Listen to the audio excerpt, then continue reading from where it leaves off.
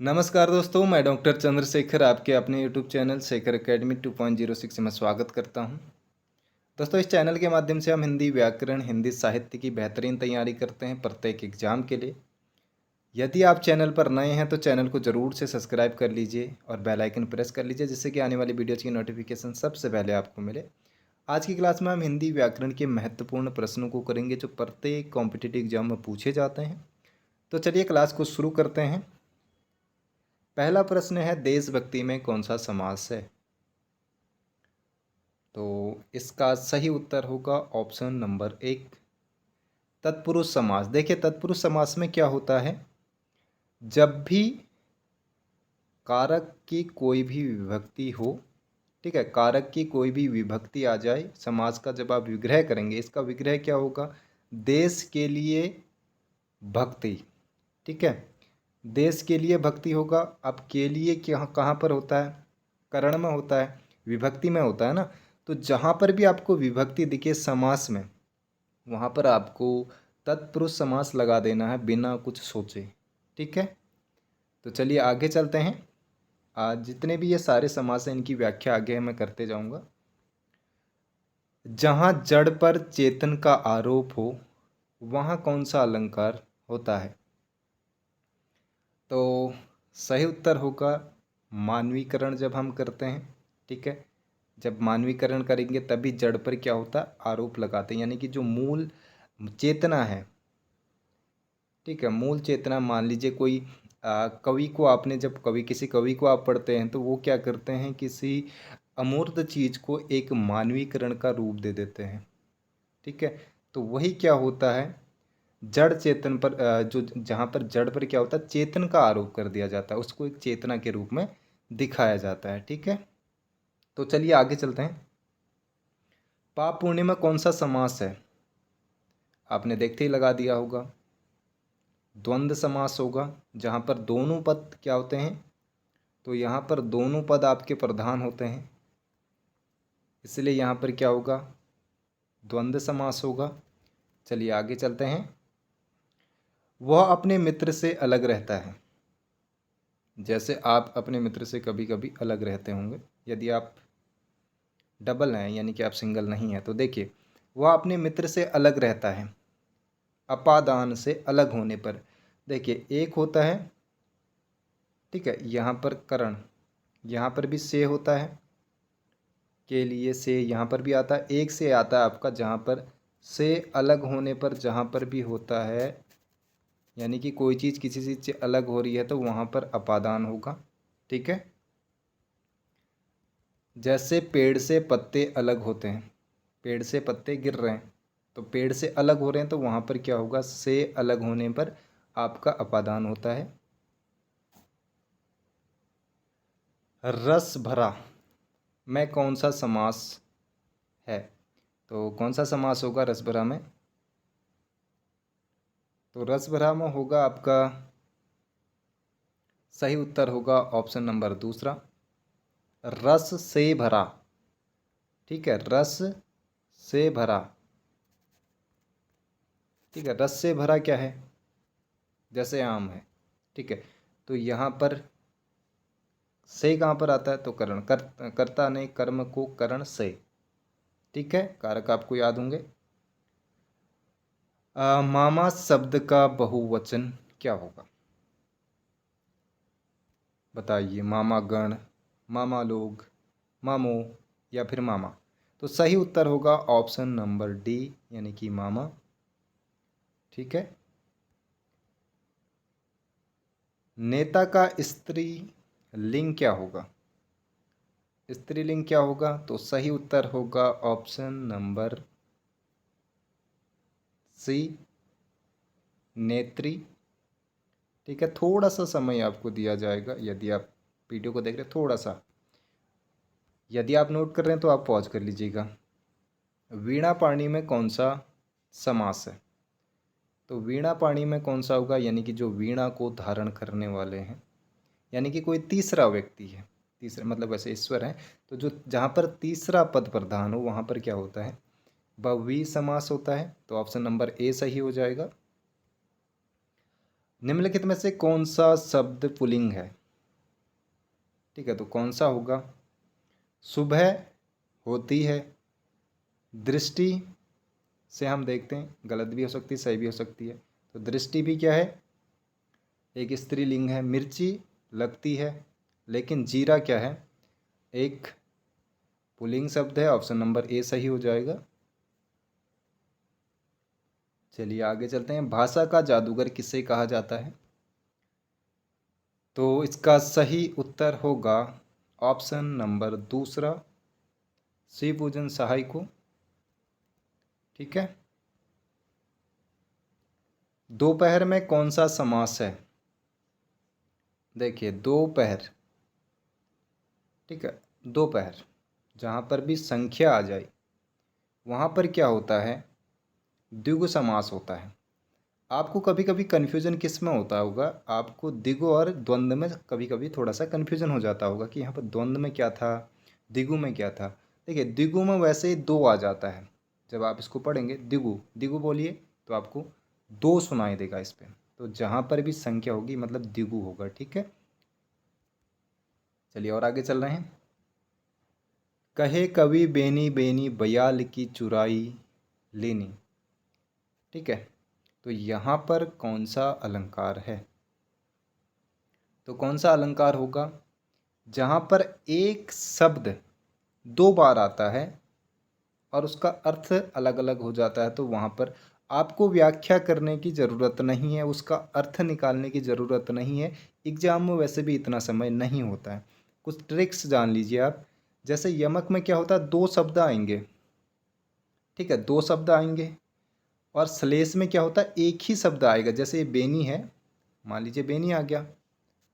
अब ये बेनी एक बार आया, इसके अर्थ अलग अलग हो जाएंगे, तो क्या होगा? श्लेष अलंकार होगा। जहाँ पर श्लेष का मतलब होता है चिपकना, मतलब एक शब्द में अनेक अर्थ होंगे। जहाँ पर एक शब्द दो बार आ गया आप सीधे यमक लगा दीजिए। जहाँ पर तुलना हो, जैसे आप कहते हैं कि मेरा दोस्त चांद जैसा है, चांद सा मुखड़ा इसका। ठीक है, तो वहाँ पर जहाँ पर भी तुलना होती है वहाँ पर उपमा हो जाता है। रूपक, ये भी एक तरह के, रूपक और उपमा में थोड़ा सा कन्फ्यूजन कभी कभी हो जाता है। ठीक है, तो आपको सीधे क्या करना है? ज़्यादा पढ़ना नहीं है, व्याख्या नहीं करनी। हिंदी का पहला ज्ञानपीठ पुरस्कार किसे मिला है? तो सही उत्तर होगा ऑप्शन नंबर एक, सुमित्रा नंदन पंत, जो हमारे यहीं उत्तराखंड के ही, उत्तराखंड अल्मोड़ा कौसानी के हैं। निम्नलिखित में से शुद्ध वाक्य है, तो शुद्ध वाक्य क्या होगा? 14 नंबर प्रश्न है और सही उत्तर क्या होगा? आसमान पर घने बादल छाए हैं। ये तो नहीं होगा, कट कर दिया। आसमान में घने बादल छाए हुए हैं, तो ये भी नहीं होगा। आसमान में घने बादल छाए हैं। ठीक है, यहाँ पर क्या है? हैं। ठीक है, यहाँ पर जो बिंदी आपको दिख नहीं रही होगी ये सही आंसर है, यानी कि ऑप्शन नंबर तीसरा सही होगा। आसमान में घने बादल छाए हैं। ठीक है में एक बिंदी आती है, जो हिंदी है वो बिंदी में गलत हो जाती है, इसलिए थोड़ा सा ध्यान देने की ज़रूरत होती है। रचना के आधार पर शब्दों को कितने भागों में विभाजित किया जाता है? तो रचना के आधार पर पूछा गया है, तो रचना के आधार पर तीन भेद इसके किए गए हैं, तीन भाग किए गए हैं। तो कौन से हैं तीन भेद? रूढ़, यौगिक, ठीक है, स्क्रीन थोड़ी छोटी है, और योग रूढ़, ये तीन भेद हैं रचना के आधार पर। चलिए आगे चलते हैं। कलम का मजदूर किसे कहा जाता है? कलम का सिपाही भी कहा जाता है, कलम का मजदूर भी कहा जाता है। ठीक है, यहाँ किसने कहा है ये नहीं पूछा गया, बल्कि किसको कहा जाता है? तो प्रेमचंद्र को कहा जाता है। ठीक है, इन्हीं को कलम का सिपाही भी कहा जाता है, जो इनके पुत्र ने कहा है। तिरंगा शब्द में कौन सा समास है? तो अभी हमने बात की थी ऊपर कि जहाँ पर भी हमें कोई भी संख्यावाचक दिखेगा, संख्या शब्द जहाँ पर हमें दिखेगी, यहाँ पर तीन, यानी कि तिरंगा मतलब तीन रंगों का। ठीक है, तो द्विगु हो जाएगा। ठीक है, चलिए और आगे चलते हैं। सतरंगे पंखों वाली किसकी रचना है? बहुत ही अच्छा प्रश्न है। तो नागार्जुन यानी कि तीसरा ऑप्शन सही हो जाएगा। चलिए आगे चलते हैं। सूर्य का स्त्री लिंग रूप क्या होगा?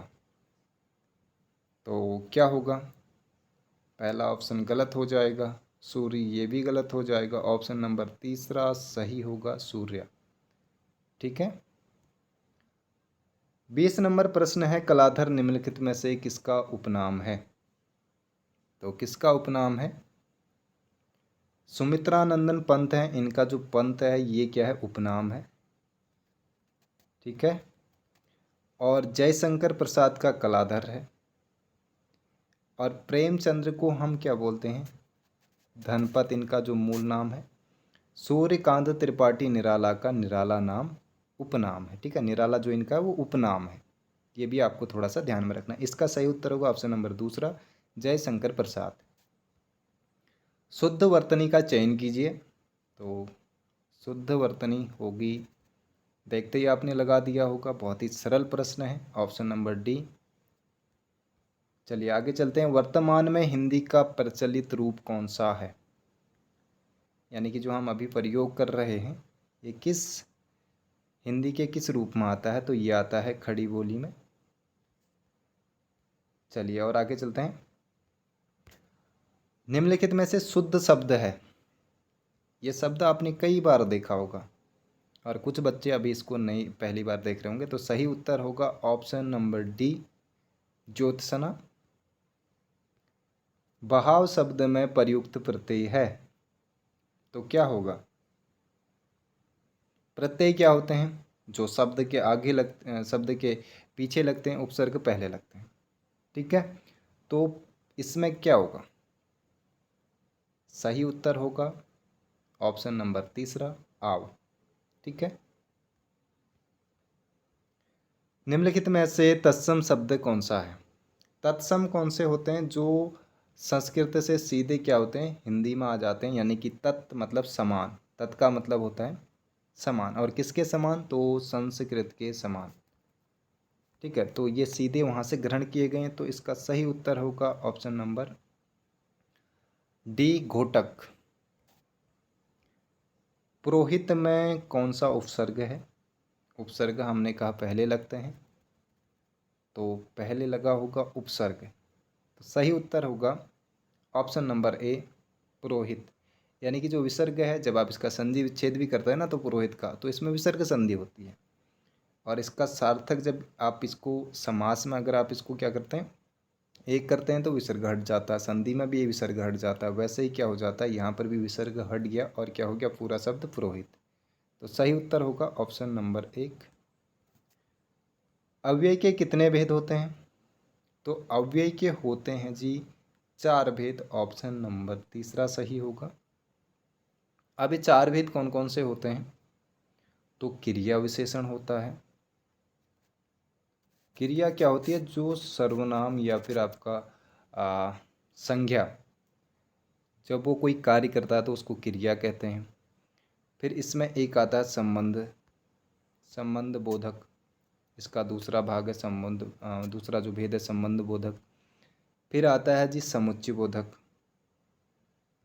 ठीक है, उसके बाद आता है जी विस्मयादि बोधक। ठीक है, तो चलिए और आगे चलते हैं। निम्नलिखित में से शुद्ध वाक्य है, आप शुद्ध वाक्य का चयन करना है। पिछले सोमवार को स्कूल बंद है, गलत है। पिछले सोमवार को स्कूल बंद रहेगा, बिल्कुल गलत है। पिछले सोमवार को स्कूल बंद था, बिल्कुल सही होगा ऑप्शन नंबर सी। अंतर के पट खोलना, इस मुहावरे का क्या अर्थ होगा? तो इसका सही उत्तर होगा विवेक से काम लेना। ठीक है, अपने विवेक से काम लेना। चलिए और आगे चलते हैं। सदैव में संधि है, सदैव यानी कि इस पे सदाधन एव। अब क्या होता है यहाँ पर देखें, इसका सही उत्तर होगा ऑप्शन नंबर डी, वृद्धि संधि। दीर्घ जो संधि होती है इसमें भी क्या होता है? बड़ा हो जाता है जी। अब क्या बड़ा हो जाता है? जैसे अ के बाद अ, यानी कि हरस्व स्वर के बाद यानी कि हरस्व स्वर ही आते हैं। हरस्व स्वर इसमें जैसे कि आप अ मानिए, ई और ऊ, ठीक है। अ के बाद या आ या ओ आ गया तो क्या आ जाता है, इसका दीर्घ हो जाता है, आ हो जाता है। और ई के बाद यदि बड़ी ई आ जाए या फिर छोटी ई आ जाए तो भी ये बड़ी ई हो जाती है। ऊ के बाद जब बड़ा ऊ या छोटा ऊ आता है तो भी क्या हो जाता है, बड़ा ऊ हो जाता है। यानी कि दीर्घ संधि में ये सारा कुछ होता है। वृद्धि संधि में क्या होता है, जो स्वर संधि का एक भेद है, उसमें वृद्धि में क्या होता है, जब अ प्लस आ के बाद ए या ऐ आता है तो इसका ऐ हो जाता है, दीर्घ हो जाता है, ठीक है। अब यहाँ पर हम इसको एक बार देखें, सदाधन, सदाधन एव, ठीक है। अब यहाँ पर क्या आया, आ आया, ठीक है, और यहाँ पर आ गया ए, तो दोनों का मिलके क्या हो गया, ऐ, ठीक है। अब सदैव में लगा है ना ऐ, ऐ की मात्रा है ना। आपको मात्राएं भी ध्यान देनी कि किस मात्रा का चिन्ह कैसा है। तो इतने प्रश्न आपके थे, ये सारे प्रश्न अभी 30 प्रश्न हमने इस क्लास में कर लिए हैं, और बहुत सारी क्लासें मैं अपलोड भी कर चुका हूँ। उन क्लासों को आप देख लीजिएगा, और चैनल को ज़रूर से सब्सक्राइब कर सपोर्ट कीजिए। आपकी सपोर्ट की बहुत आवश्यकता होती है। आपका सिलेक्शन जल्दी होगा, आप मेहनत करते रहिए और पैटर्न को समझिए कि किस तरह के प्रश्न पूछे जा रहे हैं। और एक वीडियो को आप 2 बार 4 बार देखेंगे तो वो सारे प्रश्न आपके मस्तिष्क में छप जाते हैं, ठीक है। तो सिलेक्शन ज़्यादा दूर नहीं है, इसमें मैं आपकी सहायता बिल्कुल करूँगा, बहुत ज़्यादा सहायता करूँगा। अगर 1% भी सहायता आपके मंजिल की सफ़र में थोड़ा सा भी मेरा योगदान रहेगा तो मेरे को बहुत ज़्यादा खुशी होगी। तो उसके लिए आप चैनल को ज़रूर से सब्सक्राइब कर लीजिए और सपोर्ट ज़रूर कीजिएगा। तो मिलते हैं अगली क्लास में जल्दी ही किसी नई वीडियो के साथ। तब तक के लिए आप अपना ध्यान रखिएगा, ख्याल रखिएगा, स्वस्थ रहिए और पढ़ाई करते रहिए। मिलते हैं जल्दी।